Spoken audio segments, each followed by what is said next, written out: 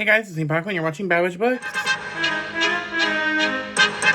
guys, welcome back to the channel. Today we're doing the last wrap-up of the year. It is crazy that it is already time for the November 2025 wrap-up. This fall has kicked my ass. I think I read one less book each month. I think in September I read 5.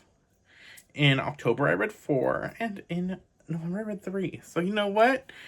We are going to do better. I keep saying, but it's crazy that we are already at this point. I'm like, someone shoot me with a gun. Just as how I feel mentally wanting to do that to myself for the reading wise. But let's get to it. Let's get to Stats Paco. Stats Paco here. So I am currently looking at my stats for the month, and I did not read a lot in November. I legit read 3 books. And, you know, I'm looking at it. September I read 6. October I read 4.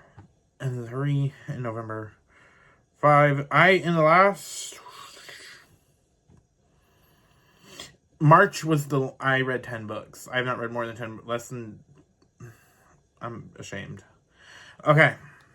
I have no one else to be ashamed, but I just am. So I read 4 books in November, and 3 books in November. About 368 pages were read, 28 hours were listened to, average rating of 3 stars, and 1 diverse read. 2 were audiobooks, 1 was a physical. 2 were adult, 1 was YA, 1 was a 2-star, 1 was a 4, and 1 was a 3. They were all fantasy and all fiction. So yeah, those are stats. Review. I'm going to now review all the books. Well, that was Stats Paco. He said what he had to say. Did what he had to do.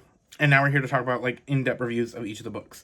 So the first book I'm going to have to talk about is A Curious Kind of Magic. I forget the author's name, but I read this for my in-person book club that I go to every month. And it is about a girl who, she has this magic shop that is not doing well. It's kind of mainly more of a scam than anything else.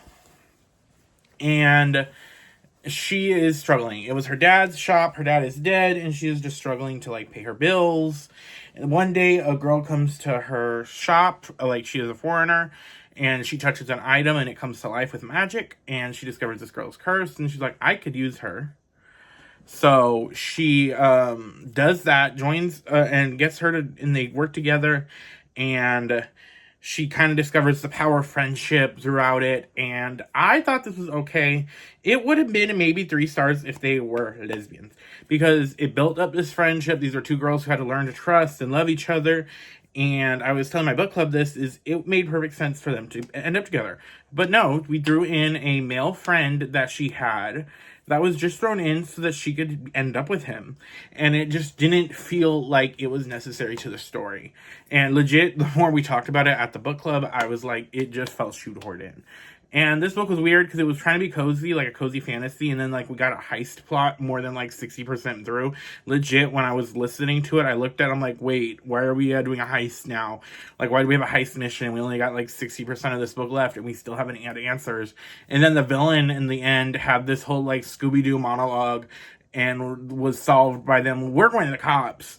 And I give this book 2 stars. I did not enjoy it as much. It was okay. The world was fun. But, like, legit, the time, it just was like, what is this book? So, yeah, I'm giving it 2 stars. Now I have 2 books that I physically have. I finally finished Calabasas. I started this in October, finished this in November.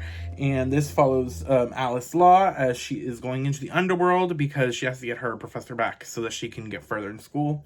And I want to say this is my least favorite R.F. Kuang book, but it was still really good. I gave this 4 stars. I feel like if I was not in the bad slump that I was in when I read this, I would have enjoyed this more. But still, I do think it's funny that's a book. The one R.F. Kuang book with a happy ending is the one where they go to hell. It's just funny. But I still enjoyed this. I still love R.F. Kuang's writing. I will read anything she writes. This was like a high 4 for me. But just because of how much I love her other books, it is my least favorite. But that's all I'll really go into it. And then the next book I read for the month of November was Juniper and Thorn by Ava Reid. This is a weird book to describe. First, check the trigger warnings. This talks a lot about body horror.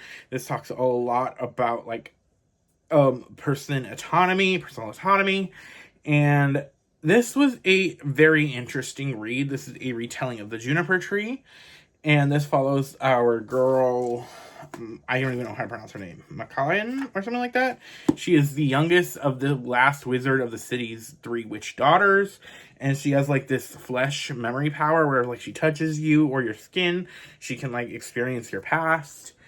And she has this very sheltered life. Her father is very xenophobic. The city is being changed, it's being industrialized. The old ways are dying. And she sneaks out one night and falls in love with this male ballerina. And this is a really interesting read. I feel like with Ava Reid, I've read 3 of her books, and I feel like I like the concepts more than the execution. Like, this was really good. I enjoyed it. The writing was good. I wasn't loving it. So I have still to read Lady Macbeth and her next book, this like necromancy one I really want to read. So I love like Ava Reid's writing, and I don't know, there's something about me not loving it. Like, I really enjoy her writing. I like her plots and her characters, but there's just always been something that's stopping me from like giving one a 5-star. But this was still really good. I would suggest it to people.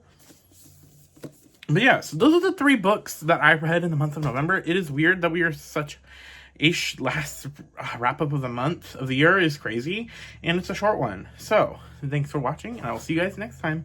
Bye!